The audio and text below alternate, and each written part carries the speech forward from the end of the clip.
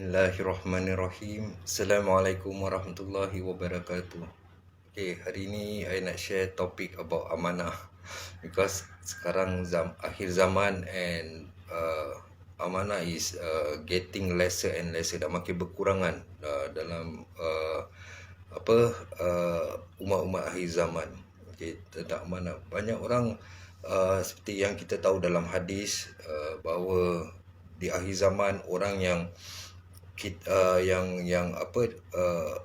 orang yang kita tak boleh percaya diberi amanah, dan orang yang boleh percaya kita kata dia pembohong, kita ada ragu-ragu, was-was dan seuzon dengan orang tu. Jadi amanah ni sebenarnya luas, very wide. Amanah seperti ada yang berlaku bila kita ada rahsia, bila kita ada kawan kita bilang kita sesuatu, then dia kata itu adalah rahsia, jangan beritahu sesiapa, tapi kita akan bilang lagi satu orang, dan kita akan katakan dengan lagi satu orang ni, jangan beritahu sesiapa kerana ini rahsia dia. Jadi kita dah pecah amanah. So itulah yang kita selalu harus jaga amanah, because amanah ni banyak. Bukan amanah untuk jaga rahsia orang, amanah untuk untuk menjaga lidah, jasad yang Allah berikan, kerana Allah berikan kita jasad, dan Allah telah amanahkan kita menjaga jasad kita. Jadi kita makanlah benda yang halal, jaga kesihatan kita, itu pun sebagai satu amanah yang Allah berikan pada kita. Menjaga kesihatan kita, jangan rosakkan kesihatan kita, jangan ikutkan nafsu kita. Dan lagi-lagi lidah kita, Allah dah beri kita lidah, mata, telinga, tapi kita kadang-kadang salah gunakan. Allah amanahkan kita ada mata untuk kita melihat benda yang baik, melihat ciptaannya, membaca Al-Quran, dan menggunakan lidah kita untuk memberi nasihat, berkata-kata yang baik, bertasbih dengan pada Allah, dan telinga untuk kita mendengar nasihat dan sebagainya. Tapi kadang-kadang kita salah gunakan apa yang Allah berikan kepada kita dan juga amanah kita. Dan kita juga harus tahu bahawa keluarga ni juga satu amanah. Allah amanahkan kita untuk ada isteri, ada anak. Itu tanggungjawab kita dan amanah kita untuk menjaga isteri dan anak. Begitu juga kepada kaum Hawa, amanah dia untuk menjaga suami dan anak-anak, juga orang tua kita. Jadi amanah ni terlalu luas untuk kita nak bahaskan. But the bottom line is, kita harus tahu setiap sesuatu yang kita lakukan ni, kita harus tahu kita harus menjalankan amanah yang telah diberikan pada kita. Di sini saya ada tulis beberapa ayat daripada salah satu ulama juga yang memberi nasihat, dan ada satu kesedaran dalam nasihat ni, seperti apa yang dikata di sini. Kita selalu kata kita sayang pada Rasulullah, kita ingat pada Rasulullah, dan ada di antara kita pun kadang-kadang terfikir kalau kita dapat hidup dalam zaman Rasulullah, kita fikir kalau zaman Rasulullah mungkin kita tak buat dosa, mungkin kita lebih dekat dengan agama kita. Padahal itulah orang-orang yang terpilih, kerana dugaan during zaman Rasulullah tu terlalu tinggi. Kita tidak setanding dengan iman-iman orang terdahulu. Sedangkan kita tahu bulan puasa Rasulullah pergi berperang, adakah kita boleh melakukan itu semua jika kita di zaman Rasulullah? Jadi bila kita kata kita nak ikut Rasulullah, kita Rasulullah selalu, dia pernah tahan lapar sampai 3 hari. Dia ambil batu, diikat di perut dia, dan dia tidak makan sampai kenyang. So Rasulullah sebenarnya dia selalu tahan lapar, tapi kita tiap-tiap hari kita kenyang, dan kita kata kita cinta Rasulullah. Di sini saya ada tulis seperti Nabi makan sedikit tapi kita sikit-sikit makan, dan Nabi juga makan Nabi juga jaga makan dia, dan makanan dia itu menjadi ubat. Tapi kita, ubat tu dah jadi makanan. Kita makan untuk jaga kesihatan kita. Dan kita harus tahu tentang amanah. Jadi itu yang Allah beri kita amanah untuk menjaga diri kita dan orang-orang yang di sekeliling kita untuk meneruskan hidup kita. Dan lagi satu tentang rezeki. Rezeki juga I nak share. Rezeki juga sebenarnya luas dalam bab rezeki. Cuma kita masih belum faham. Kita pandang rezeki ni seperti material. Apa yang kita nampak, kita puas hati baru kita ucap syukur. Sebenarnya rezeki tu sangat luas. Tapi ada di antara kita tak nampak itu sebagai satu rezeki dan kita selalu kata itu kurang. Dan kadang-kadang terjadi seperti ni pernah terjadi during my inbox punya question daripada beberapa orang. Kadang-kadang dia kata suami dia tak kasih cukup cukup duit, dan kadang-kadang sampai dia terkeluar kata kemarin suami dia kehilangan duit. Jadi memang patut dia kehilangan duit kerana dia lokek dengan isteri. So suami dah stres kehilangan duit, dan isteri tambahkan dia punya stres lagi. Bukan ucapkan kata-kata yang baik, tapi tambahkan stres. So itu yang kita harus jagalah lidah kita bila kita nak katakan sesuatu. Sebenarnya rezeki tu kalau kita fikir lagi, Allah tetapkan rezeki pada setiap hamba dia. Kita tak payah nak terlalu stres. Kita cuma berusaha untuk sampai ke tempat yang ditetapkan. Sebagai contoh, I'm a Singaporean, tapi I punya rezeki ada di KL.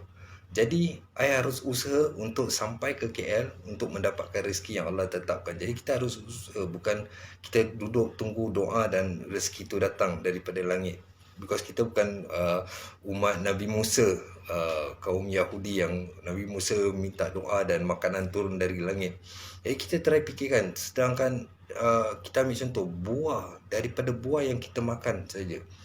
Contoh kita makan buah apple, daripada sebelum pohon tu tumbuh baru diletak benih, Allah dah tetapkan rezeki kita pada apple tu, sehinggalah bertahun-tahun pohon apple tu tumbuh besar dan berbuah, dan buah itu dieksport ke Singapura dan kita datang membeli buah tu. So buah tu menjadi rezeki kita, sedangkan perjalanan dia terlalu panjang dan Allah dah tetapkan. Jadi tidak ada orang lain yang dapat apple tu melainkan kita bila Allah dah tetapkan. Jadi kita harus fahami tentang rezeki.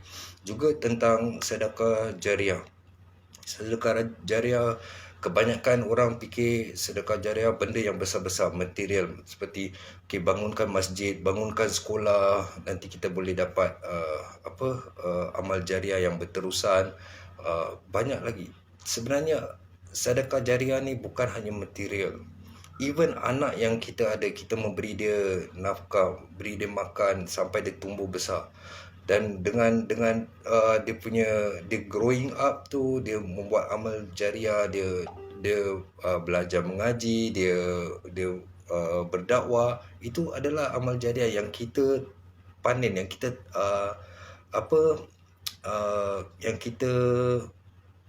panen, yang kita tanam daripada kecil. Jadi sebenarnya amal jariah ni, sedekah jariah ni banyak.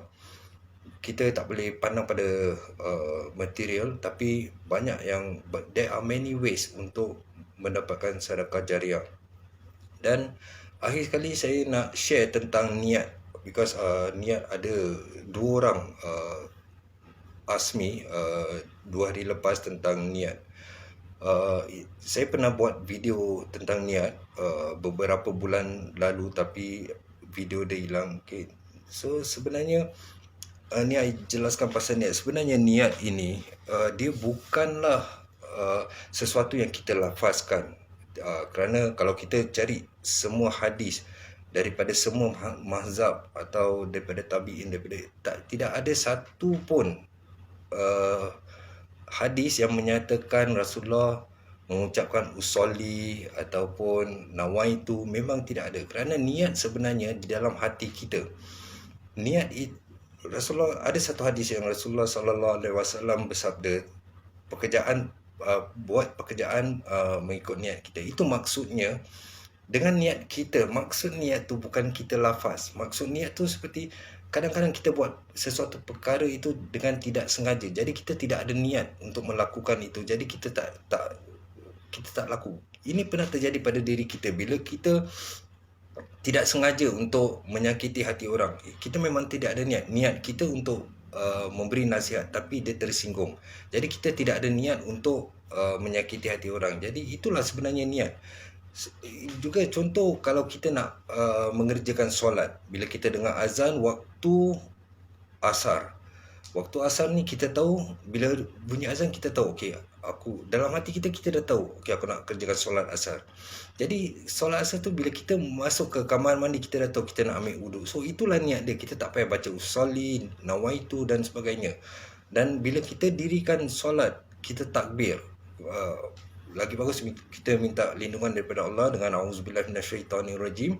Jadi kita dapat khusyuk dan kita teruskan solat. Kita tidak perlu membaca usolli atau nawaitu seperti mengerjakan puasa dan sebagainya. Kerana tidak semestinya kita niat itu benda tu menjadi apa? Menjadi satu perkara. Jika kita tidak niat, tidak akan jadi. Because kalau kita fikir, Rasulullah pun pernah bersabda, jika kita niat sesuatu yang baik tapi kita tak dapat lakukan, insya-Allah kita dapat pahala tu. So maksudnya niat tu, kalau kita niat nak sedekah dengan sesiapa, kita nampak orang susah, dalam hati kita nak sedekah tapi kita tak cukup duit. Okey, dengan niat kita yang ikhlas tu, insya-Allah kita dapat pahala. Sama juga dengan bila kita memberi tapi niat kita lain. Kita sedang makan dengan teman-teman di warung, ada orang datang main gitar bising-bising, jadi kita kasih dia duit, niat kita untuk dia pergi dari situ, bukan niat kita bukan kerana kita nak tolong dia sedekah. Jadi niat kita tu nak usir dia daripada tempat tu, daripada mengganggu perbualan kita. Jadi di situ niat tu tak ada, niat untuk kita sedekah tu tak dapat, kita tak dapat pahala sedekah kerana kita punya niat untuk mengusir dia pergi daripada itu. Jadi niat ni sebenarnya di dalam hati, tidak ada lafaz ni semua. Dalam buku-buku ilmu fiqh dan sebagainya ada tentang niat yang mereka susunkan itu daripada Universiti Al-Azhar, kerana mereka siapkan itu untuk orang-orang yang mu'alaf, yang baru masuk Islam, ataupun anak-anak kecil yang belum tahu apa tu niat. Jadi bila mereka lafazkan, mereka tahu apa yang mereka lakukan. Jadi sebenarnya niat tidak ada lafaz, tidak ada perkataan usolli ataupun nawaitu. Niat itu terletak di dalam hati. Jadi apa yang kita nak kerjakan, kita niat, itulah yang kita dapat. Kita tidak akan ambil duit $10, aku niat aku sedekah duit ni di dalam masjid kerana Allah Ta'ala. Kerana bila kita niat, Allah dah tahu. Allah tu bukan tuli, Allah tu tidak peka, Allah tu maha melihat, dia maha mendengar, dia maha mengetahui apa di dalam hati kita. Jadi kita tidak perlu lafazkan. Bila kita lafazkan, seolah-olah Allah tu bodoh, Allah tu tak tahu apa yang kita nak buat. Kita harus inform Allah, baru dia tahu. Jadi sebenarnya niat yang seikhlas-ikhlas niat itu adalah dalam hati, dan kita buat sesuatu perkara tu kerana Allah. So I hope jawapan ni, bukan jawapan, whatever I share ni memberi manfaat, dan segala salah silap datang daripada saya dan segala kebaikan datang daripada Allah, insya-Allah. Assalamualaikum warahmatullahi wabarakatuh.